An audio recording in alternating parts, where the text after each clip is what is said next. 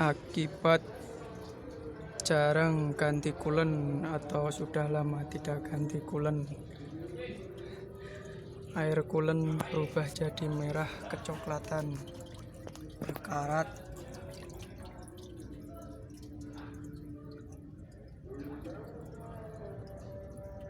Ini engine habis dipanasin tadi sampai suhu kerja, lalu kita buang air kulen atau air radiatornya, kita ganti dengan yang baru.